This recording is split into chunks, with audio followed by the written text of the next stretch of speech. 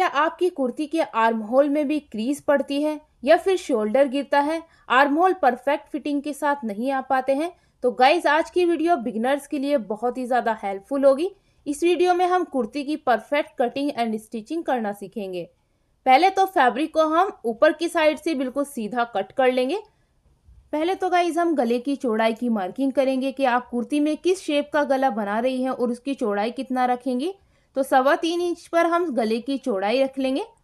जितना भी आप चौड़ा गला बनाना चाहती हैं उसके अकॉर्डिंग गले की चौड़ाई रखे गाइस। इसके बाद गाइस हम शोल्डर की मार्किंग करेंगे, लेकिन इससे पहले आप यह देखें कि आप गला किस शेप का बना रही हैं। अगर आप गोल डीप नेक गला बना रही हैं तो इसके लिए शोल्डर आपको कम रखना होगा। अगर वी शेप का गला बना रही हैं तो इसके लिए मीडियम साइज में आपको शोल्डर को रखना होगा। अगर आप एक बोट नेक बना रही हैं या कॉलर वाला नेक बना रही हैं तो इसके लिए हम स्टैंडर्ड साइज का शोल्डर रखेंगे, यानी 7 इंच। 1 इंच हमारा स्टिचिंग में जाएगा तो 13 इंच का हमारा शोल्डर हो जाता है। कुर्ती का शोल्डर गिरने का मेन रीजन गाइस यही होता है कि हम गला तो डीप बना लेते हैं लेकिन शोल्डर को हम स्टैंडर्ड साइज के अकॉर्डिंग ही रख लेते हैं। लेकिन हमें अगर डीप नेक बनाना है तो शोल्डर को कम से कम हम 1 से 1.5 इंच कम ही रखेंगे। यानी अगर आप 7 इंच का शोल्डर स्टैंडर्ड साइज के लिए रखती हैं और उसमें आप डीप नेक बना रही हैं तो कम से कम आप 12.5 या फिर 13 इंच का शोल्डर रखें। इससे गाइस कभी भी आपका शोल्डर गिरेगा नहीं और परफेक्ट फिटिंग के साथ आएगा।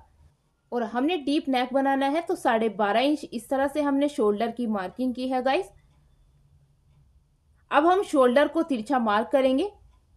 कम से कम ½ इंच का गैप इस तरह से रखते हुए हम तिरछी मार्किंग करेंगे, तभी आपके शोल्डर परफेक्ट फिटिंग के साथ आएंगे अगर आप शोल्डर को इस तरह से ठीक से मार्क करेंगी। अब गाइज हम नीचे की तरफ आर्म होल की मार्किंग करेंगे। सिंपल और इजी मेथड के साथ जितना हमने शोल्डर को रखा है उसके अकॉर्डिंग हम आर्म होल की लंबाई रख लेंगे। कुछ लेडीज आर्म होल को बड़ा पहनना पसंद करती है तो उनके लिए परफेक्ट फिटिंग यह होगी कि जितनी उनकी चेस्ट की फिटिंग होगी उसको 5 से डिवाइड कर ले और 5 से डिवाइड कर कर जितना भी आएगा उसके अकॉर्डिंग वह आर्म होल की लंबाई रख सकती हैं। जितना हमारा शोल्डर होगा फिलहाल तो हम इतना ही आर्म होल की लंबाई भी रखेंगे। इस तरह से हम आर्म होल को सीधा मार्क करेंगे। अब गाइज हम बैक साइड वाले आर्म होल की गोलाई की मार्किंग करेंगे। पहले तो हम फिटिंग की मार्किंग कर लेंगे, जितनी भी आपकी फिटिंग हो उसके अकॉर्डिंग आप मार्किंग कर ले। फिटिंग की मार्किंग हमारी यहां तक आएगी। अब बैक वाले आर्म होल को हम मार्क करेंगे। सेंटर से हम 1.5 इंच इस तरह से गोलाई लगाएंगे। जब भी गाइज आप आर्म होल की मार्किंग करें तो उसमें ज्यादा एक्स्ट्रा फैब्रिक को ना रखें, क्योंकि जब भी हम ज्यादा एक्स्ट्रा फैब्रिक लेते हैं तभी हमारे आर्म होल में क्रीज पड़ती है। आर्म होल हमारा परफेक्ट फिटिंग के साथ नहीं आ पाता है और साथ ही फैब्रिक भी लटक जाता है। तो इसका रीजन यही होता है। कभी कभी हम बैक साइड वाले आर्म होल को कम से कम सेंटर से 2 इंच एक्स्ट्रा रखते हैं, इससे झोल आता है और यह परफेक्ट फिटिंग के साथ नहीं आ पाता। अब फ्रंट वाले आर्म होल की हम मार्किंग करेंगे तो ½ इंच अंतर की तरफ इस तरह से मार्किंग कर लेंगे। अब सेंटर से भी हम कम से कम ½ इंच की ही मार्किंग करेंगे। फ्रंट वाले आर्म होल में हम ज्यादा गोलाई नहीं लगाएंगे, क्योंकि गाइज हमें डीप नेक बनाना था तो डीप नेक बनाने की वजह से हमने अपने शोल्डर को कम कट किया है। शोल्डर की कम कटिंग की वजह से हमारा आर्म होल भी पहले से ही कम हो जाएगा, तो इसलिए हमें हल्की गोलाई डालते हुए ही अपने फ्रंट वाले आर्म होल को कट करना है और दोनों साइड के आर्म होल हमारी इस तरह से कट होंगे। अगर आप इस तरह से अपनी कुर्ती की कटिंग करेगी तो परफेक्ट शेप के साथ आपकी कुर्ती आएगी। गले की मार्किंग भी हम कर लेंगे। जितनी भी आप लंबाई रखना चाहती हैं गले की उसकी अकॉर्डिंग लंबाई को रख लें। वैसे तो हम इसे अपनी कुर्ती के साथ अटैच करते वक्त ही कट कर लेंगे, लेकिन आपको आइडिया देने के लिए हम गले की मार्किंग कर लेंगे। अब गाइज आप नेक और शोल्डर के बीच का मार्जिन देख सकती हैं कितना कम आया है। इसकी वजह यही है गाइज कि हमने अपने शोल्डर को कम रखा था।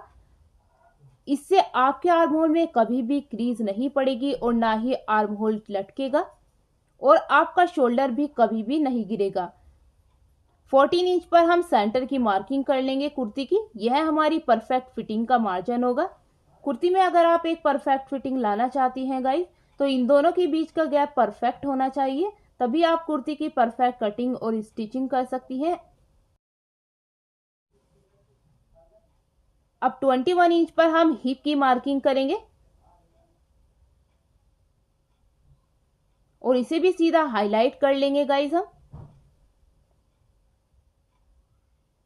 यहां पर हम 10 इंच की मार्किंग करेंगे और इसे भी ऊपर की तरफ मिला देंगे। अब गाइस एक्स्ट्रा हम मार्जिन रखेंगे कम से कम 1.5 इंच। अगर यहां पर आप ज्यादा फैब्रिक रखेंगी तो फिटिंग में आपकी प्रॉब्लम करेगा वह। कुछ लेडीज के साथ यह प्रॉब्लम होती है गाइस, फिटिंग तो उनकी यही होती है लेकिन ब्रेस्ट पॉइंट ज्यादा होता है, तो हम नॉर्मली इस तरह से अपने फैब्रिक की मार्किंग कर लेते हैं। ऐसे फिटिंग करने से हमारी फिटिंग तो परफेक्ट नीचे की तरफ से आ जाती है, लेकिन आर्म होल की साइड से हमारा फैब्रिक ज्यादा इकट्ठा हो जाता है, जिससे आर्म होल में क्रीज बनने लगती है और वह लटकता है, जिससे देखने में अच्छा नहीं लगता है। तो गाइस इसका भी हम आपको सोल्यूशन बताएंगे। आर्म होल की साइड से कम हम 2.5 इंच का एक मार्क करेंगे और आर्म होल से लेते हुए गाइस हम नीचे 2.5 इंच पर सीधी मार्किंग इस तरह से करेंगे। तो जब भी गाइस आपको इस तरह की कोई प्रॉब्लम आती हो फिटिंग के साथ, तो इस तरह से आप गोलाई लगाएं, तो इससे आपकी फिटिंग भी परफेक्ट आएगी और ना ही आर्म होल में झोल पड़ेगा और ना ही फैब्रिक लटकेगा। यह एक बहुत ही अच्छी ट्रिक है, इसकी हेल्प से आप कुर्ती में परफेक्ट फिटिंग ला सकती है। कभी गाइज हमारे साथ यह प्रॉब्लम भी क्रिएट होती है कि हमारी फिटिंग तो ऊपर की साइड से परफेक्ट आ जाती है, लेकिन हमारी कमर से वह काफी लूज होती है। तो गाइज इसका सोल्यूशन भी है। इसके लिए गाइज आप अपनी कुर्ती में प्लेट डाल सकती है। कुर्ती के सेंटर वाली फिटिंग से, यानी कमर की जो फिटिंग होगी आपकी, उस फिटिंग से कम 4 इंच अंदर की तरफ मार्किंग करें और सेंटर से लेते हुए 4 इंच इस तरह से मार्किंग कर ले।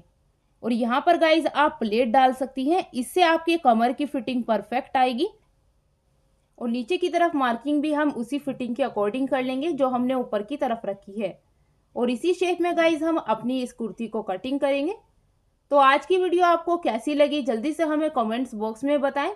साथ ही गाइज वीडियो को लाइक एंड शेयर करना तो बिल्कुल ना भूलें।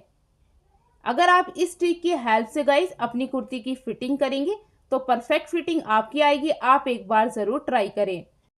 अब हम फ्रंट वाले आर्म होल को भी कट करेंगे। दोनों फैब्रिक हमने अलग अलग ही रखे थे। नीचे की तरफ हमारा बैक वाला आर्म होल होगा और यह हमारा फ्रंट वाला।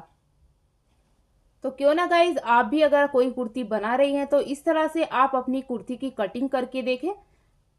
यह एक छोटी सी ट्रिक है परफेक्ट फिटिंग लाने के लिए। इस तरह से आप परफेक्ट फिटिंग ला सकती हैं।